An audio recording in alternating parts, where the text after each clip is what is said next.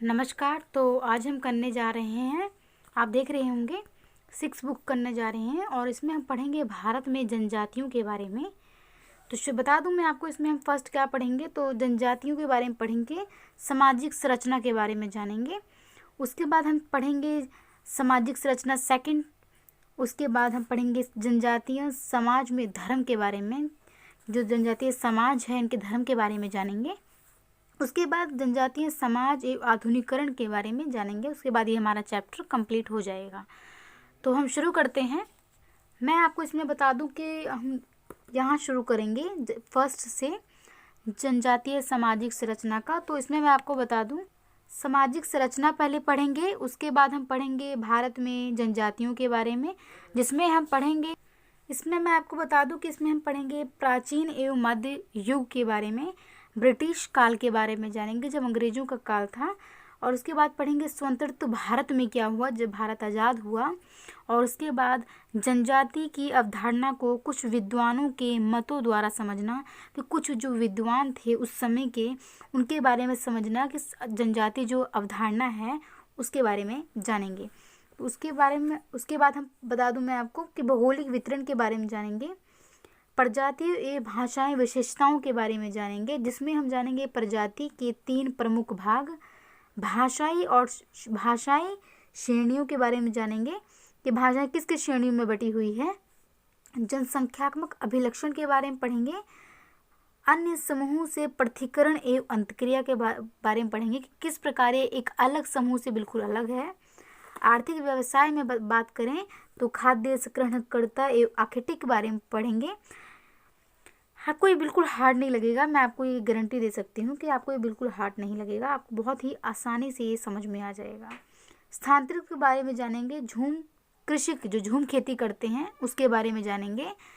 उसके बाद स्थायी कृषि, कारीगर दस्तकार के बारे में जानेंगे, पशुपालक जो पशुओं को पालते हैं उनके बारे में जानेंगे, लोक कलाकार जो लोक कलाकार हैं उनके बारे में जानेंगे, वेतनभोगी मजदूर के बारे में जानेंगे और आधुनिक आर्थिक परिवर्तन के बारे में जानेंगे। उसके बाद ये जो हमारा चैप्टर है ये कंप्लीट हो जाएगा। फर्स्ट चैप्टर इसका जो फर्स्ट पॉइंट है कहीं ना कहीं ये कंप्लीट हो जाएगा। तो हम शुरू करते हैं सामाजिक संरचना से। सामाजिक संरचना के बारे में बता दूं आपको क्या पढ़ने वाले हैं इसमें हम। तो सामाजिक संरचना सामाजिक विज्ञानों में बहुचर्चित अवधारणा है। इस संबंध में इसमें मैं आपको इसमें कोई समझाने वाला नहीं, इसमें आपको मैं ओनली पढ़ूंगी, आप सुनिएगा और समझने का प्रयास करिएगा। कोई इसमें हार्ड लैंग्वेज नहीं है, मैं पहले बता दूं आपको, सिर्फ आप सुनिए, आपको समझ में आ जाएगा। इसमें कोई समझाने वाला कोई नहीं है कि इसमें मैं आपको समझाऊं, इसमें पढ़ने के बाद ही आपको ये समझ में आ जाएगा। तो मैं शुरू करती हूँ। सामाजिक संरचना सामाजिक विज्ञानों में बहुचर्चित अवधारणा है। इस संबंध में विभिन्न लेखकों में मत के न होते हुए भी इतनी महत्वपूर्ण अवधारणा है कि इसे छोड़ा नहीं जा सकता। सामाजिक संरचना से हमारा तात्पर्य चाहे विभिन्न व्यक्तियों के अंतर संबंधों से हो, अनेक समूह से सामंजस्य से हो, आदर्श नियमों के संकल्प से अथवा मानसिक रचना से हो। हम सब इस बात से सहमत हैं कि सामाजिक संरचना का तात्पर्य सामाजिक निरंतरता एवं पुनरावृत्ति से है। सामाजिक संरचना का तात्पर्य किससे है? सामाजिक निरंतरता एवं पुनरावृत्ति से है। उदाहरण के लिए अगर बताया जाए, इसमें उदाहरण से आप बिल्कुल अच्छे समझ जाएंगे। यदि हम किसी अनजान व्यक्ति से रास्ते में मिलें तथा कुछ बातचीत करें अथवा जानकारी प्राप्त करें तो उस अजनबी के साथ हमारा संबंध सामाजिक संरचना की परिधि में नहीं आएगा। किंतु माता पिता, भाई बहन अथवा चाचा मामा, चाची, मामी आदि के जो संबंध हैं, आदि के साथ जो संबंध हैं, कर्तव्य एवं प्रत्याशाएं सामाजिक संबंधों के क्षेत्र में आते हैं। यदि इनमें कोई प्रक्षेपण अथवा अतिक्रमण होता तो ऐसी व्यवस्था अवश्य होती जिससे इन्हें पुनः स्थापित किया जा सके। व्यवस्था मतलब ऑर्डर जिसे कह सकते हैं। व्यवस्था के अभाव में कोई भी सामाजिक संरचना कार्य नहीं कर सकती। व्यवस्था की पुनः स्थापना में कुछ परिवर्तन आ सकते हैं, जैसे मेघालय की खासी जनजाति में कुल का नाम माता से पुत्री प्राप्त करती है। माता से जो कुल का नाम है वो माता से पुत्री को प्राप्त होता है। सबसे छोटी पुत्री संपत्ति की अभिरक्षक होती है, संपत्ति की वो भागीदारी होती है सबसे छोटी पुत्री। माता का भाई मतलब मामा की बात की जाए तो माता का भाई संपत्ति की देखभाल करता है तथा भांजे और भांजियों को संरक्षण प्रदान करता है, उसकी सुरक्षा करता है कहीं ना कहीं। किंतु आज जिस सामाजिक परिवेश में खासी लोग रहते हैं, जिस वातावरण में खासी लोग रहते हैं, उसमें परिवर्तन आ चुका है कि खासी लोग उन सभी लोगों के संपर्क में आते हैं जिनके सामाजिक रीति रिवाज भिन्न हैं, अलग हैं। उन सभी लोगों के संपर्क में आते हैं खासी लोग। वे आज संचार के आधुनिक साधनों एवं संस्थाओं से जुड़े हुए हैं। जो भी संचार से आधुनिक संस्थाएं हैं, जो भी संसाधन की बात की जाए, उन सभी साधनों और संस्थाओं से जुड़े हुए हैं। ऐसी स्थिति में खासी पुरुष भी अन्य पितावंश परंपराक्रम समूह की भांति बहन के परिवार की अपेक्षा अपने निजी परिवार के दायित्व चाहते हैं। अब बहन के परिवार को महत्वपूर्णता नहीं बाकी कह सकते, वो खुद का परिवार अब को महत्व मानते हैं, उसको अपना एक परिवार का एक दायित्व मानते हैं। इसके फलस्वरूप खासी मातावंशीय परंपराक्रम व्यवस्था में परिवर्तन आ रहा है। तो कहीं ना कहीं पहले ये बेटी से पुत्री को माँ से पुत्री को प्राप्त होती थी, लेकिन अब कहीं ना कहीं और जो भाई होता था वो कहीं ना कहीं अपने भांजे और भांजियों की संरक्षण प्रदान करता था। लेकिन अब बिल्कुल चेंज आ रहा है धीरे धीरे, क्योंकि कहीं ना कहीं अब माता वंश परंपरा है धीरे धीरे घट रहा है, पिता वंश परंपरा आ रहा है कहीं ना कहीं कि जो लड़के को संपत्ति मिलती है, जिसमें पिता वंश परंपरा में लड़के को मेन होता है, लड़के को संपत्ति मिलती है ना कि लड़की को। तो कहीं ना कहीं इसमें भी परिवर्तन आ रहा है, जिसमें माता वंश जो है कहीं ना कहीं वो धीरे पड़ रहा है। पिता वंश अब लोग अपना विवाह करते हैं और अपनी जिम्मेदारियों को निभाते हैं, ना कि अपनी बहन के बच्चों की देखभाल करना वो ज़्यादा महत्वपूर्ण मानते हैं। दूसरे शब्दों में ऐसा भी कहा जा सकता है कि यद्यपि व्यक्ति सामाजिक संरचना के अंतर्गत जन्म लेता है, किंतु वह संरचना गतिहीन अथवा स्थायी नहीं होती। सामाजिक संरचना की निरंतरता के लिए आवश्यक है, आगे बढ़ने के लिए बात की जाए तो ये आवश्यक है कि सदस्यों का प्रतिस्थापन हो। इधर से उधर की बात की जाए प्रतिस्थापन हो तथा वृद्धों का स्थान युवा पीढ़ी लें।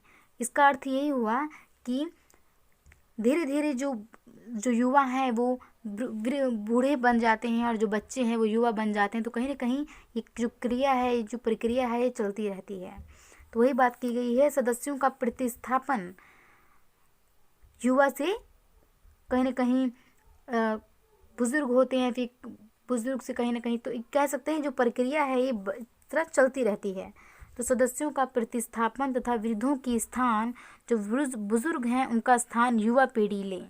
कोई ऐसी व्यवस्था अवश्य होनी चाहिए जिससे ज्ञान, निपुणता, मूल्य, विश्वास, रीति रिवाज तथा समुदाय के तौर तरीके नई पीढ़ी तक हस्तांतरित हो, मतलब पहुँचे नई पीढ़ियों तक। जैसा कि देखा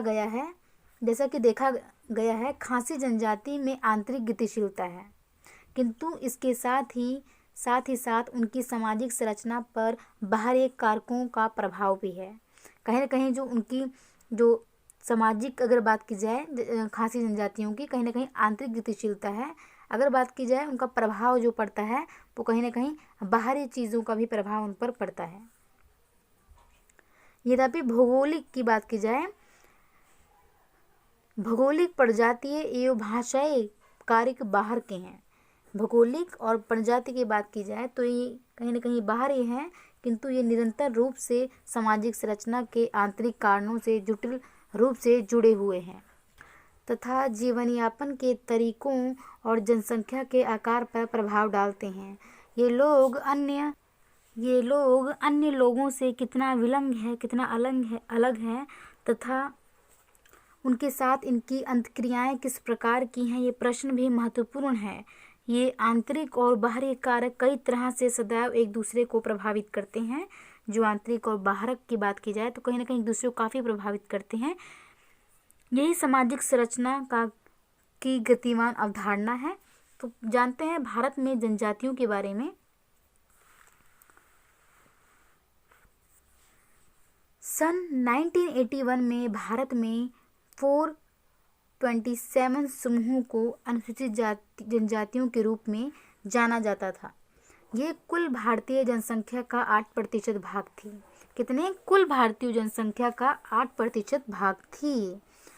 1981 की जनगणना के अनुसार इनकी कुल संख्या कुछ इस प्रकार थी और 1991 तक ये संख्या इतनी हो गई, इतनी तक पहुंच गई। 1981 की बात की जाए और 1991 के दौरान 1981 के बात की जाए और 91 की बात की जाए तो इनके बीच की बात की जाए तो इनके दौरान इनकी जनसंख्या की वृद्धि 31.64% थी, जो राष्ट्रीय औसत से अधिक थी। इसमें आंकड़े बताए गए हैं कि इनकी जनसंख्या किस वर्ष कितनी हो गई, कितने सालों का डिफरेंस है इनकी जनसंख्या के बारे में बताया गया है। तो सन 2003 में 533 जनजातियों संविधान की सूची की धारा 342 के तहत दर्ज हुई, जिनमें से सबसे अधिक उड़ीसा में दर्ज है। अब प्रश्न ये है कि इन जनजातियों में शामिल लोग कौन हैं जो कहीं न कहीं सूचियों में आए हैं। ये किस वर्ग, कहाँ से आते हैं ये लोग? तो शुरू पढ़ते हैं। ट्राइब शब्द का उद्भव लैटिन भाषा के ट्राइब शब्द से हुआ है। इसके पूर्व रोम में इस शब्द का प्रयोग समाज के विभिन्न भागों के लिए किया जाता था। कहाँ पे? रोम में। बाद में इसका प्रयोग समाज के निर्धन वर्गों के लिए हुआ। अंग्रेजी में प्रचलित इस शब्द का प्रयोग एशिया अफ्रीका में उपनिवेश के प्रसार से जुड़ा हुआ है। भारत में प्रचलित जनजाति शब्द का अर्थ जनसमुदाय की उस श्रेणी से है जो अनुसूचित जनजातियों की सूची से सम्मिलित है। जनजातीय लोग अपेक्षाकृत पृथक तथा अंतर्मुखी समूह हैं जो उत्पादन और उपभोग की दृष्टि से समरूप हैं। आर्थिक दृष्टि से पिछड़े होने के कारण अन्य लोगों के द्वारा उनका शोषण होता रहा है। कहीं न कहीं वो बहुत पिछड़े हो चुके थे, इसी कारण उनका शोषण किया जाता था, उन पर अत्याचार किया जाता था। आइए हम देखें कि अनुसूचित जनजातियों के नाम से विदित इन लोगों की इस श्रेणी का उद्भव कैसे हुआ। तो जनजातीय जो वर्ग के लोग हैं, इनका उद्भव किस प्रकार हुआ, ये जानेंगे। तो मेन चीज़ अगर मैं आपको बात करूँ तो मेन चीज़ हमारी यहाँ शुरू होती है कि इनके उद्भव कहाँ से हुआ। जो जनजातीय लोग हैं, इनका उद्भव कहाँ से हुआ। तो प्राचीन एवं मध्यकाल में जनजातियों के बारे में जानते हैं कि प्राचीन और मध्यकाल में जनजातियों के कहाँ से हमें इनके बारे में इतनी जानकारी मिलती है। तो प्राचीन समय से इनके बारे में हमें क्या क्या जानकारी मिलती है, जानते हैं। भारत की किसी भाषा में जनजाति जैसा कोई शब्द नहीं था। भारत की किसी भाषा में जनजाति जैसा कोई शब्द नहीं था। प्राचीन काल में वे अपने विशिष्ट नामों द्वारा जानी जाती थी। कई नाम थे इनके, उन नामों द्वारा इन्हें जाना जाता था। जैसे गोंड कहा जाता था, संथाल कहा जाता था, भील कहा जाता था। आधुनिक भारतीय भाषाओं में जनजातियों के लिए वन्य जाति, बनवासी, पहाड़ी, आदिम जाति, आदिवासी, ये सारे कहीं न कहीं इनको भाषाओं में अगर बात की जाए भारत में तो उन्हें कई भाषाओं में ये कहा जाता था। कहीं न कहीं इनको बनवासी कहते थे, पहाड़ी कहते थे, आदिवासी भी कहते थे। तो अनुसूचित जाति आदि शब्दों का प्रयोग होता रहा है। यद्यपि जनजातियों के इतिहास को जानने के लिए कोई विशेष प्रयास नहीं हुए हैं, तथापि भारत के प्राचीन प्रामाणिक साहित्य में दक्षिण भारत में कुटुम्ब, इरुला तथा पनिया, मध्य भारत में असुर, सांवर, उराव, गोंड, संथाल, भील तथा उत्तर पूर्व भाग में बोडो, ओहोम आदि जनजातियों का विवरण मिलता है। कुछ जनजातियों जैसे मध्य भारत में बात की जाए तो गोंड तथा उत्तर पूर्वी भारत में बात की जाए तो ओहोम बड़े राज्य रहे हैं। संक्षिप्त में बताया जाए, अगर मैं संक्षिप्त में कहूँ तो ये कहा जा सकता है कि प्राचीन एवं मध्यकाल में भारत की जनजाति अपने क्षेत्र में कई तरह से अन्य लोगों के साथ अंतक्रिया करती थी। तो आगे बढ़ते हैं। ब्रिटिश काल में जनजातियों के बारे में जानेंगे। इसमें हमने प्राचीन के बारे में जाना उसके बाद कि प्राचीन में इनमें किस किन भाषाओं से इनको बुलाया जाता था, यानी अगर आधुनिक में बात की जाए तो उन्हें किस प्रकार इन्हें आदिवासी कहा गया, बनवासी कहा गया, पहाड़ी लोग कहा गया। और अगर बात की जाए ब्रिटिश काल में तो इसके बारे में क्या जानते हैं कि जनजातीय इतिहास का आधुनिक चरण अंग्रेजों के आगमन से हुआ। तो जनजातीय इतिहास का अगर आधुनिक चरण की बात की जाए तो अंग्रेजों के आगमन से हुआ। ब्रिटिश लोग देश के सभी भागों पर अपना शासन मजबूत करने तथा अपने को स्थापित करने एवं अपने उद्योगों के लिए प्राकृतिक साधनों की तलाश में थे। जो अंग्रेज लोग थे कहीं ना कहीं इस भारत में इन सब चीज़ों के लिए वो तलाश में थे, अपने उद्योगों के लिए प्राकृतिक साधनों की तलाश में थे। अंततः इन लोगों ने भारत के विभिन्न भागों को की बात की जाए, भारत के विभिन्न भागों को केंद्रीय प्रशासन के साथ जोड़ दिया। उन्होंने न केवल नए कर लगाए, नए टैक्स लगाया, बल्कि नए भूमिगत बंदोबस्त भी लागू किया। ठेकेदारों, अफसरों, कार्यकर्ताओं, साहूकारों तथा श्रमिकों को देश के उन भागों में प्रवेश मिला जो अपेक्षाकृत अलग थे। इन सभी लोगों को प्रवेश मिला जो कहीं ना कहीं ये बिल्कुल अलग था। किंतु जहाँ प्राकृतिक साधन प्रचुर मात्रा में थे, ज़्यादा मात्रा में थे, जहाँ प्राकृतिक साधन की बात की जाए, कई क्षेत्रों में स्थानीय लोगों ने इन नए विनियमों, नए करों, नए टैक्सों कह सकते हैं, नए टैक्स की बात की जाए तथा नए निवासियों के विरुद्ध विद्रोह भी किया। जो नए नए निवासी आ रहे थे अब कहीं ना कहीं, जैसे एग्जाम्पल दूँ तो पहाड़ी क्षेत्रों में अगर कोई पहाड़ी लोग रहते हैं, अगर कोई और लोग जाए तो कहीं ना कहीं उनमें गुस्सा जरूर आएगा कि हमारे स्थान पर दूसरे वर्ग के लोग कैसे आ रहे हैं। तो कहीं ना कहीं नए करों की बात की जाए, नए विनियमों की बात की जाए, नए निवासियों के विरुद्ध कहीं ना कहीं विद्रोह भी किया। सन 1833 में अंग्रेजों ने 1833 की बात की जाए तो सन 1833 में अंग्रेजों ने विभिन्न कारणों से एक अधिनियम द्वारा स्थानीय लोगों को संरक्षण देने के विषय में सोच विचार किया। छोटा नागपुर का क्षेत्र नियमोत्तर घोषित कर दिया गया, जिसका अर्थ यह था कि वहाँ सामान्य नियम लागू नहीं होंगे। जैसे बाहर के लोगों को वहाँ भूमि प्राप्त करने का अधिकार नहीं होगा। जो बाहर के लोग थे उन्हें भूमि पर जो अधिकार है प्राप्त करने का वो नहीं होगा बाहर के लोगों को। वहाँ के प्रशासकों को निर्णय लेने के विशेष अधिकार दिए गए। जो वहाँ के राजा थे कहीं ना कहीं कह सकते हैं, जो शासन व्यवस्था कह सकते हैं, जो चलाने वाले थे कहीं वहाँ, तो कहीं ना कहीं उनको ये विशेष अधिकार दे दिया गया। वहाँ के प्रशासकों को निर्णय लेने के लिए विशेष अधिकार दे दिए गए। बाद में ये नीति कई अन्य क्षेत्रों में भी लागू की गई। यही नीति कई अन्य भागों में भी बात की जाए तो क्षेत्रों में की गई। सन 1874 की बात की जाए तो 1874 में अनुसूचित क्षेत्र अधिनियम पास हुआ। कौन सा? अनुसूचित क्षेत्र अधिनियम पास हुआ और कुछ समय बाद इन क्षेत्रों में विशिष्ट तथा पृथक क्षेत्र की व्यवस्था स्वीकार कर ली गई। इसी समय जनजाति संबंधी सामाजिक श्रेणी की अवधारणा का उदय हुआ, जिसका प्रमुख उद्देश्य लोगों को हिंदू, मुस्लिम तथा अन्य धार्मिक समूह से अलग रखना था। इस अंतर का कारण की बात की जाए तो जनजातियों का धर्म था, जो जीववाद के नाम से जाना जाता था तथा जो अन्य लोगों के धर्मों से भिन्न था, अलग था। सन 1919 के अधिनियम के अंतर्गत की बात की जाए, जो 1919 में अधिनियम आया, तो अगर उसके अंतर्गत बात की जाए तो जनजातियों की स्थानीय जनसंख्या के अनुसार पूर्ण रूप से अलग तथा आंशिक रूप से पृथक क्षेत्र बने। पूर्ण रूप से अलग और आंशिक रूप से अलग क्षेत्र बने जनसंख्या के आधार पर। इन सभी क्षेत्रों को सामान्य नियमों की परिधि से अलग माना गया। जो सामान्य नियम थे उसकी परिधि से कहीं ना कहीं अलग कर दिया गया। 1935 के अधिनियम में इस प्रकार का प्रावधान है तथा इस श्रेणी के अंतर्गत आने वाले लोगों के लिए संरक्षण के नियम बनाए गए थे। जबकि ये सब नीतियां बनाई जा रही थीं, फिर भी ब्रिटिश सरकार ये तय नहीं कर पाई कि उस जन समुदाय को कैसे वर्गीकृत किया जाए वर्गीकृत किया जाए जो ना हिंदू है और ना ही मुसलमान। कैसे उसको अलग किया जाए, किस प्रकार उसको वर्गों में बांटा जाए कि ना तो वो हिंदू है और ना मुसलमान है, उन लोगों को कैसे बांटा जाए। प्रत्येक प्रत्येक दशक में होने वाली जनगणना में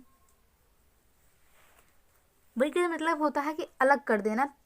किस आधार पर, जैसे हिंदू लोग हो तो उनको हिंदू वर्ग के आधार पर कर दिया जाएगा, जो मुसलमान है उनको मुसलमान, लेकिन जो इन दोनों में से एक भी ना हो उनको किस आधार पर किया जाए। तो कहीं ना कहीं ये बात उठी, प्रत्येक दशक में होने वाली जनगणना में जनजातीय जनसंख्या के लिए प्रयुक्त विभिन्न नामों से, जो उनके विभिन्न नामों से अंग्रेजों की इनके बारे में अस्पष्ट मानसिकता दिखाई देती है। विभिन्न जनगणनाओं में इनके लिए जिन शब्दों का प्रयोग हुआ वे हैं जीववादी, पहाड़ी, वन्य जनजाति, आदिम जातियाँ तथा जनजातियाँ। तो इन्हें कौन वर्ग थे? तो जनजातीय लोग थे जिन्हें कई नामों से जाना जाता था। आगे बढ़ते हैं। स्वतंत्र भारत में जनजातियों के बारे में जानेंगे। जब भारत स्वतंत्र हुआ उस समय जो जनजातियां थीं उनके बारे में जानते हैं। तो स्वतंत्रता प्राप्ति के बाद अनुसूचित जनजातियों का जान रहे हैं आप, मैंने आप पिछली अभी 5 चैप्टर में मैंने आपको पढ़ाया है पूरा अनुसूचित जनजाति, दोबारा इसमें बताया गया है, थोड़ा और डिटेल में शायद इसमें बताया गया है कि कहाँ से ये जो वर्ग है कहाँ से उठा है, उसका उनका उद्भव किस प्रकार हुआ। तो अनुसूचित जनजातियों के बारे में मैंने आपको बताया है कि ये कौन होते हैं, ये आदिवासी होते हैं। अगर मैं मेन बात करूँ तो ये कहीं ना कहीं आदिवासी होते हैं। तो स्वतंत्रता प्राप्ति के बाद अनुसूचित जनजातियों का संरक्षण एवं विकास संविधान का दायित्व माना गया। कि संविधान का दायित्व है कहीं ना कहीं के विकास, उनको संरक्षण प्रदान किया जाए। इस कार्य के लिए जनजातियों की एक सूची तैयार की गई। 1950 में इसमें 212 नाम थे, जिसमें राष्ट्रपति की अनुमति द्वारा समय समय में परिवर्तन किया गया। जब भी राष्ट्रपति अनुमति देते थे तो धीरे धीरे कहीं ना कहीं परिवर्तन किया जाता था। 1991 में इस सूची में 533 नाम दर्ज किए गए। कब? 1991 में इस सूची में 533 नाम दर्ज किए गए।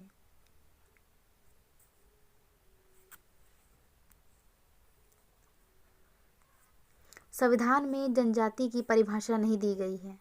जनजातियों की परिभाषा नहीं दी गई है संविधान में। प्रशासनिक दृष्टि से बात की जाए, प्रशासनिक दृष्टि से वह जनजातियां जो संविधान में वर्णित हैं, जो जिनमें संविधान में वर्णित उनका पता चलता है, उनका वर्णन किया गया है, अनुसूचित जनजातियां कहलाती हैं।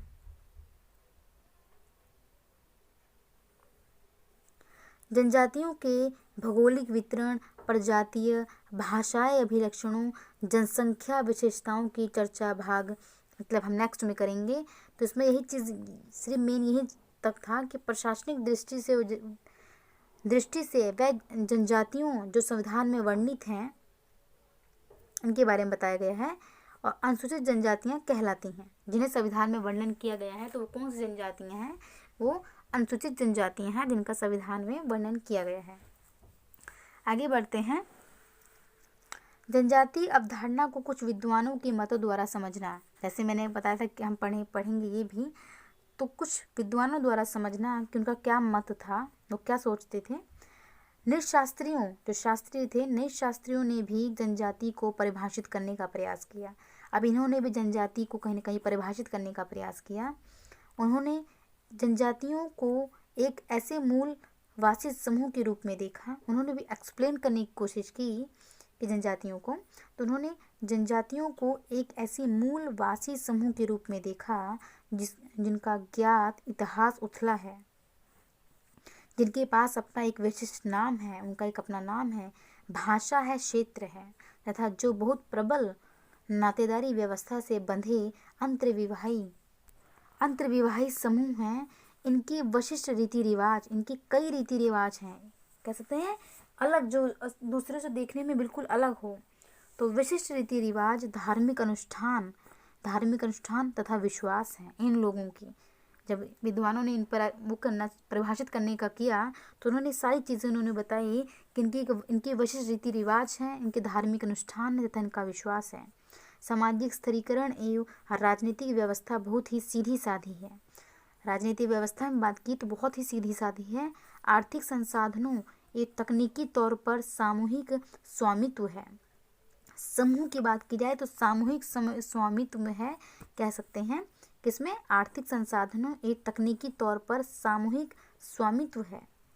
ऐसी परिभाषाएं जनजातियों को समझने में विशेष सहायक नहीं होती, क्योंकि जब जनजातियों का सूक्ष्म बारीकी अवलोकन किया जाता है तो उनकी जीवन शैली में अब अलग अलग समूहों में विविधताएं ही नहीं पाई जाती, अलग अलग समूह में डिफरेंस नहीं मिलता है, वरना उनमें से कई विशेषताएं एवं अभिलक्षण हमें जातिबंद समाजों में भी दिखाई देती है। तो कहीं ना कहीं इनके जो लक्षण हैं कहीं ना कहीं हमें दूसरी जातियों में भी दिखाई देते हैं। इनकी जो भी इनकी विशेषताएं हैं, अगर रीति रिवाज या संस्कृति को ले लीजिए तो दूसरी जाति में भी कहीं ना कहीं हमें नज़र आता है। तो वही बात की गई है, उनमें से कई विशेषताएं ये अभिलक्षण हमें जातिबंद समाजों में भी दिखाई देती है। ऐसी स्थिति में समस्या ये हो जाती है कि जनजातियों तथा अन्य जातियों में अंतर कैसे किया जाए। तो कहीं ना कहीं स्थिति आ जाती है कि जो जनजातियाँ हैं उनमें अंतर किस प्रकार किया जाए। जनजातियों को परिभाषित करने के लिए कुछ सैद्धांतिक प्रयास हुए, जिन्हें सामाजिक और सांस्कृतिक विकास का एक चरण माना गया। अन्य कुछ विद्वानों का मत है कि जनजातियों में उत्पादन और उपभोग परिवार तक सीमित है, मतलब वो उतना ही उत्पादन करते हैं जितना यूज़ में लाया जा सके, ज़्यादा नहीं। तो उत्पादन और उपभोग परिवार तक सीमित हो। अन्य कृषि समाजों की तरह जनजातीय विस्तृत आर्थिक, राजनीतिक, सामाजिक ताने बाने से संबंधित नहीं है।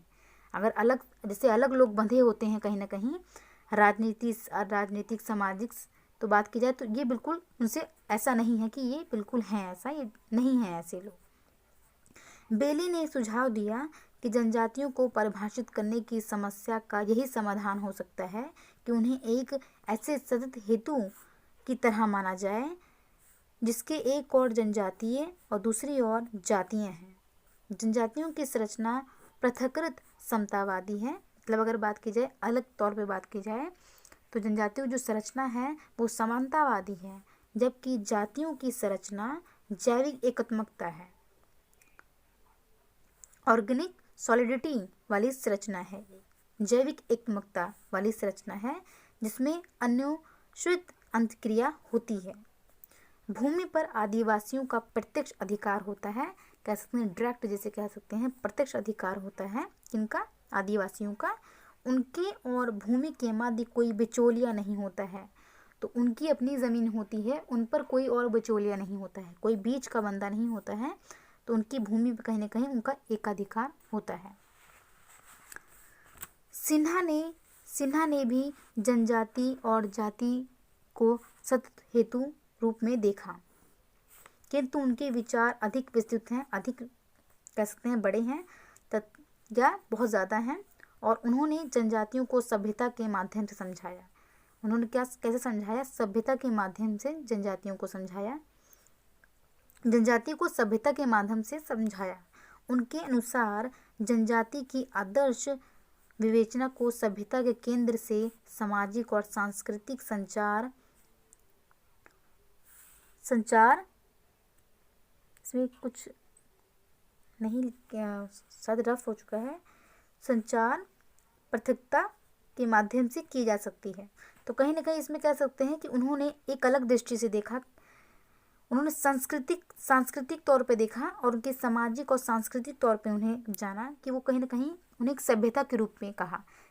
उन्हें किस आधार पे जाना, एक सभ्यता जिस प्रकार होती है उस आधार पे उसका केंद्र बनाकर उन्होंने जाना। इस पृथकता के कारण जो इन्होंने अलग किया, सभ्यता की बात की जाए तो कहीं ना कहीं इस पृथकता के कारण उनका तकनीकी ज्ञान पिछड़ा हुआ है, तथा जीवन निर्वाह जो तकनीकी ज्ञान है, जो आदिवासियों का जो तकनीकी ज्ञान है वो कहीं ना कहीं पिछड़ा हुआ है, क्योंकि वो कहीं ना कहीं जीवन निर्वाह जो करते हैं वो झूम खेती, संग्रहण, आखेट जैसे व्यवसाय तक सीमित है। तो कहीं ना कहीं झूम खेती करना, फल फ्रूट, ये सारी चीज़ों कहीं ना कहीं तकनीकी ज्ञान उनके पास बहुत ही पिछड़े हुए हैं तकनीकी ज्ञान से वो। तो कहीं ना कहीं फल फूल जो प्राकृतिक संसाधन होते हैं जो हमें प्रकृति से मिलते हैं, कहीं ना कहीं वो उस पर निर्भर हैं। तो संग्रहण तथा आखेट जैसे व्यवसाय तक सीमित हैं। उनकी सामाजिक व्यवस्था समानता के आधार पर विभाजित है। समानता के आधार पर उनकी सामाजिक व्यवस्था विभाजित है तथा ये पूर्ण रूप से निरक्षर और प्रजातीय परंपराओं द्वारा संचालित होती है। तो अगर बात की जाए पूर्ण रूप से निरक्षर है, इनमें कोई वो अगर बात की निरक्षर जो कह सकते हैं जो बिल्कुल कम हो ज्ञान में, निरक्षर तथा प्रजातीय परंपरा जो इनकी कह सकते हैं ये प्रजातीय जो परंपराएं हैं इनकी, उसी के द्वारा ये संचालित होता है, उसी के द्वारा ये कार्य होता है इनमें।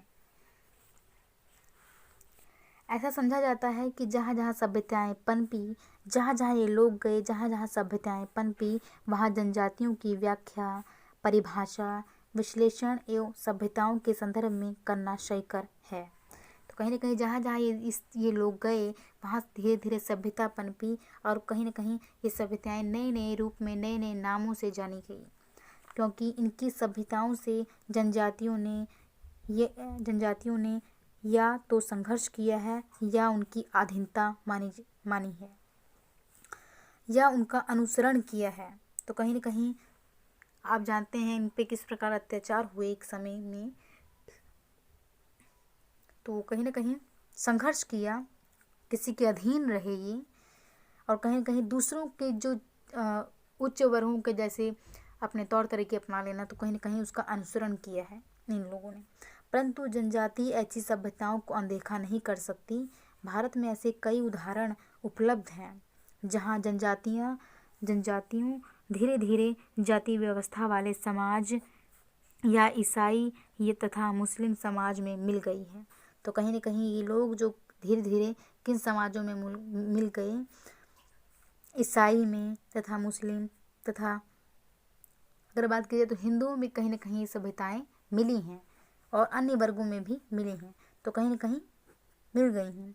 वह कृषकों के स्तर पर अगर बात की जाए, जो किसान होते हैं कृषकों के स्तर पर तथा बागानों, खानों तथा अन्य उद्योगों में वेतनभोगी मजदूर के रूप में काम करने लगे हैं। कहीं ना कहीं बड़े बड़े जो कारखाने होते हैं वहाँ काम करने लगे हैं। अंतः जनजाति की अवधारणाओं को समझने में हमें परिवर्तन के इन पक्षों की उपेक्षा नहीं करनी चाहिए।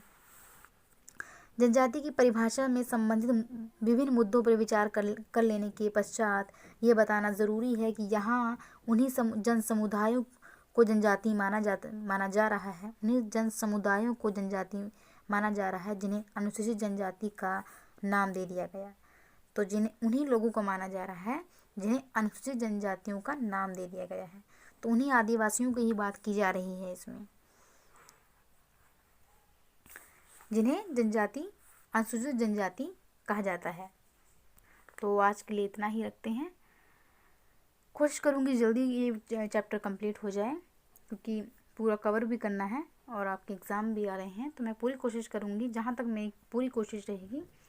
और आज के लिए इतना ही। Thank you so much.